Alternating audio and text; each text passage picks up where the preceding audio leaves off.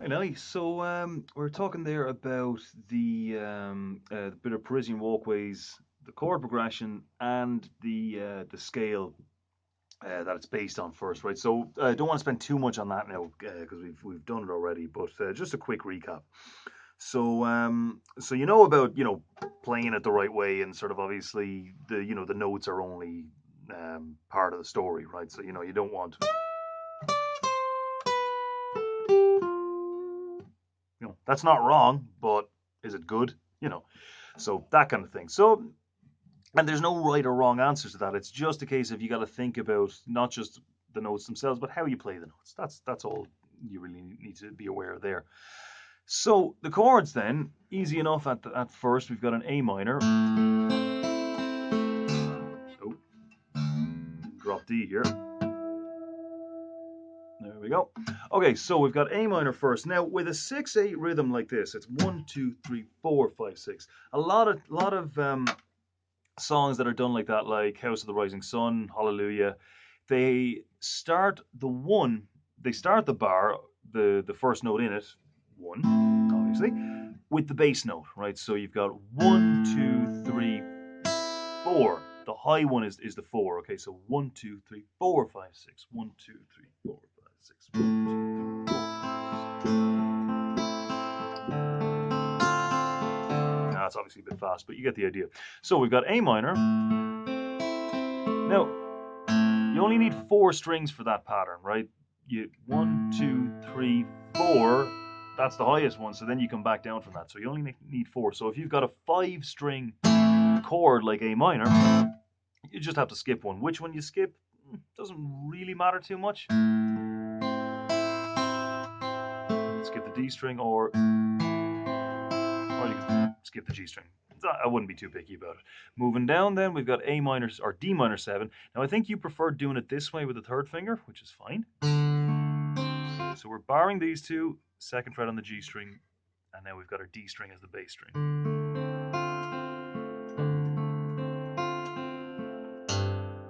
Now we've got exactly the same chord, except we've got a G note in the bass. So you would write that down as DM7/G. So D minor 7 with G in the bass, okay?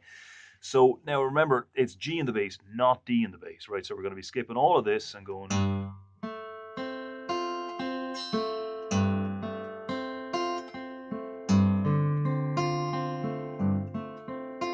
C major 7. No trouble there. F major 7. B minor 7 flat 5, one of my favorites. So for this one, and the way they play it on the record is a little bit awkward and tricky. We won't worry about that too much for now, right? But what we're going to do is basically the same thing. So from the F major 7, first finger, these two stay here. First finger, second fret on the A string. Then your little finger comes in there, third fret on the B string. So it kind of has a zigzag kind of shape to it. It's kind of upper fret, down fret, upper fret, right? So, and we're just gonna hit the middle four strings here, okay?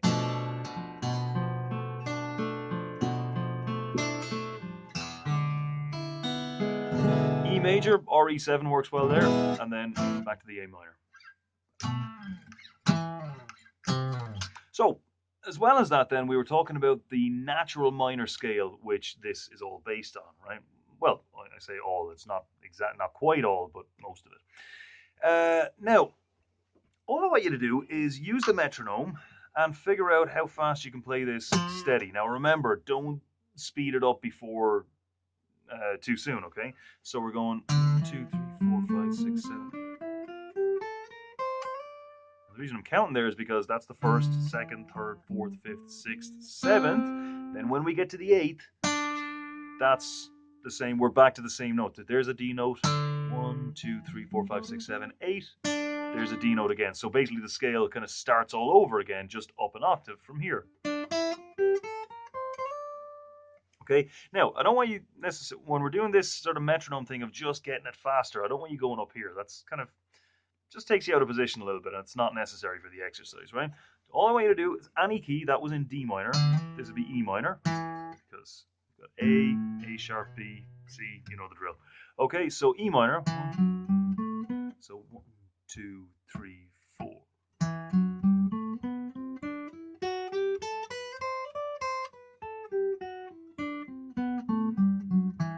Just like that, over and over, okay?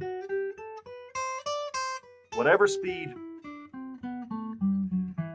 speed you can do it reasonably comfortably and without too many mistakes and nice and steady. That's the key, by the way, steadiness.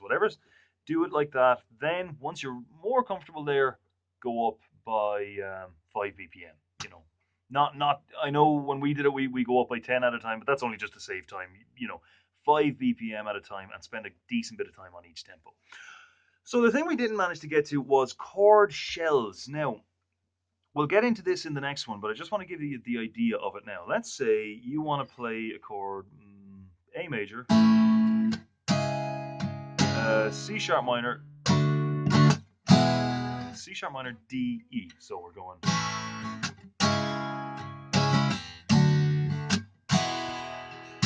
Now, let's say that sounds just too, for whatever it is you're trying to do, that sounds too big. It's just like big sounding chords, and that's not what you're going for. Let's say you want something kind of smaller, a bit kind of sweeter than that, if you know what I mean.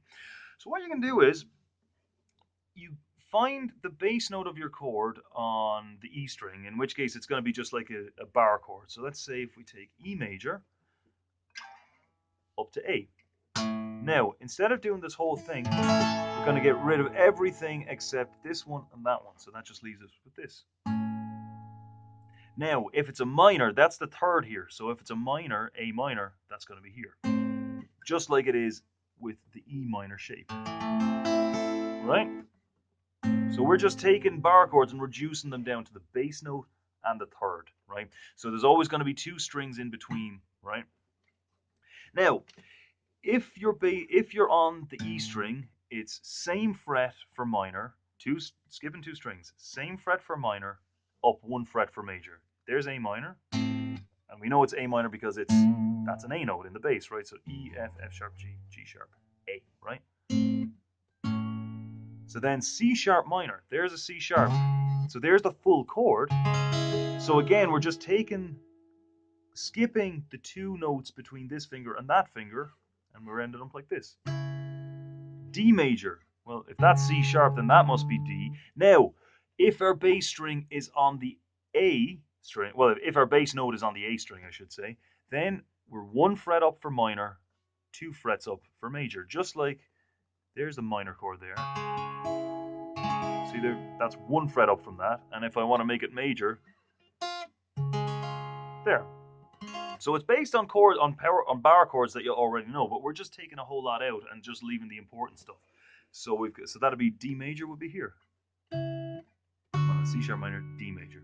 And then E major, you could go down here. There we go. Down there, or if that's a bit too low, you could come up here. There's D, D sharp, E. It's a major, so we're going up 2 frets because we're on the A string. And there we go, there's E major. So that'd be. You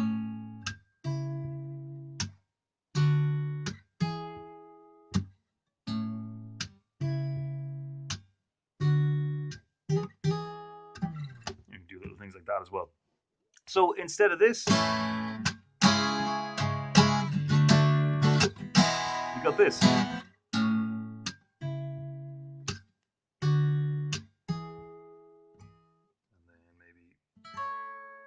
we go. Yeah, so it's just a nice, smaller, sweeter way of doing it. Okay, so quick recap. If your bass note is on the E string, then minor, then you're skipping 2 strings. Minor is on the same fret, major is 1 fret up. If you're on the A string, and remember, you need to know which note you're on here to know which chord you're playing, right? Let's say you want a B. Well, we know that that's A sharp, B. B minor, B major. Okay? Now, if you're on the A string, same logic applies. This would be a D note because A sharp, B, C, C sharp, D. If we're minor, we're 1 fret up, just like in that shape there. And if we're major, 2 frets up, just like that. Okay, so, and you can kind of wander about as well randomly too. And get some kind of weird sounds, you know? Whatever. But the main thing is you can do normal chord progressions with them as well. So Try those out, and I'll see you next time.